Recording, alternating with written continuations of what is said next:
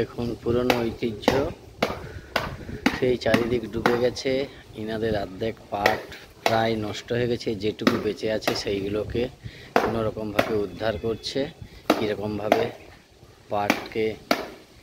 পাটকাঠি থেকে আলাদা করে সেইটা দেখুন।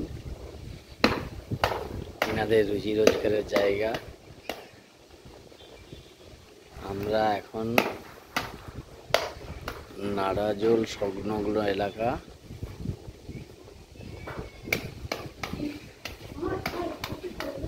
এখানে সামনেই দেখতে পাচ্ছেন একটা নদী রয়েছে, সেইটা নদীর পাড় সংলগ্ন সমস্ত বিস্তীর্ণ এলাকা জলে ডুবে গেছে। এই দেখুন কীরকমভাবে ভাঙছে, এই ভেঙে দিল। ভাঙার পরে এবার দেখুন কীরকমভাবে করছে।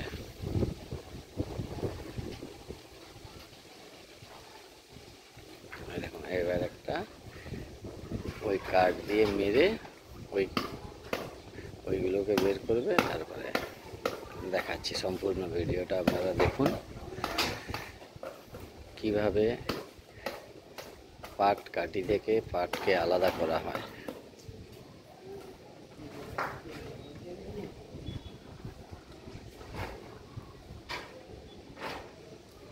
আমরা এইখানে মানুষের সঙ্গে কথা বললাম, সবাই কম বেশি একটু করে শুকনো খাবার দিয়ে গেছে।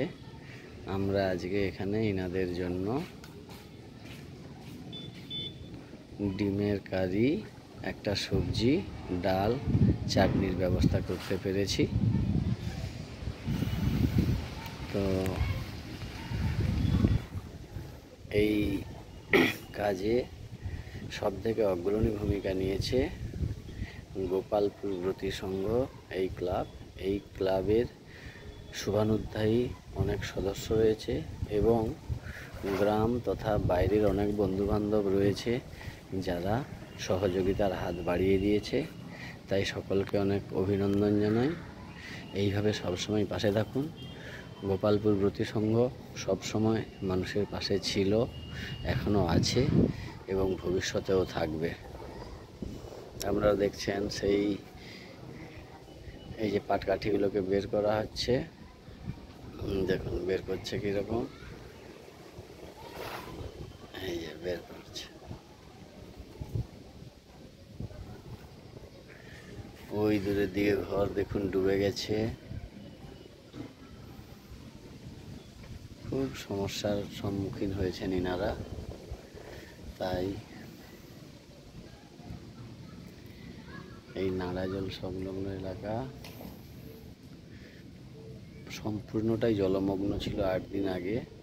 আমরা এখন বর্তমান যে জায়গাটায় দাঁড়িয়ে আছি, সেই জায়গাটা সম্পূর্ণভাবে এক মানুষের উপরে জল ছিল।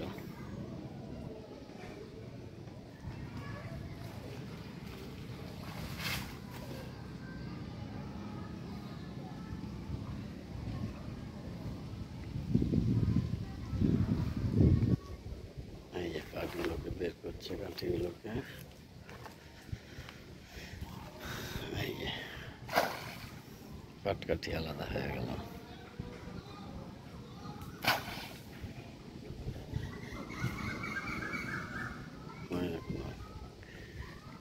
পাট থেকে পাটকাঠি আলাদা হয়ে গেল।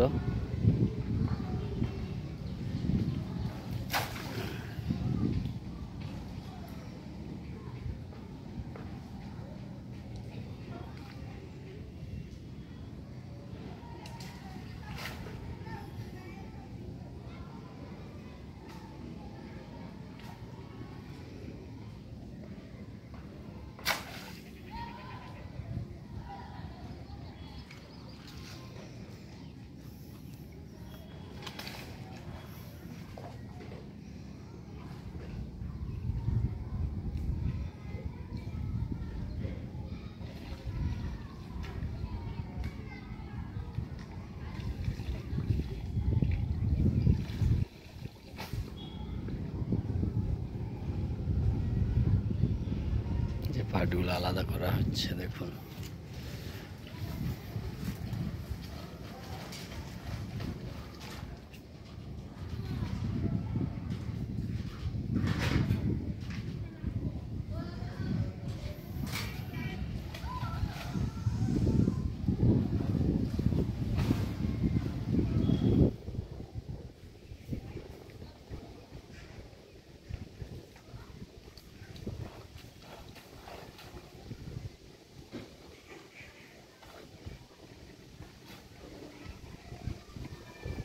সব বেরিয়ে গেল।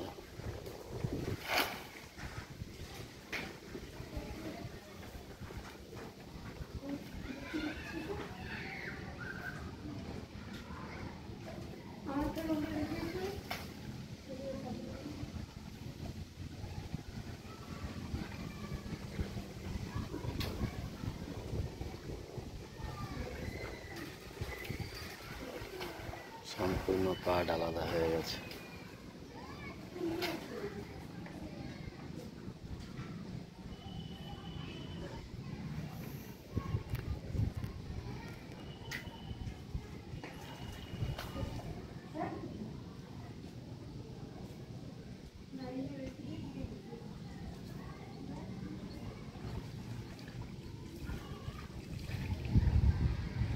এই দেখুন পাটগুলো এবার গুছিয়ে রেখে দিচ্ছে।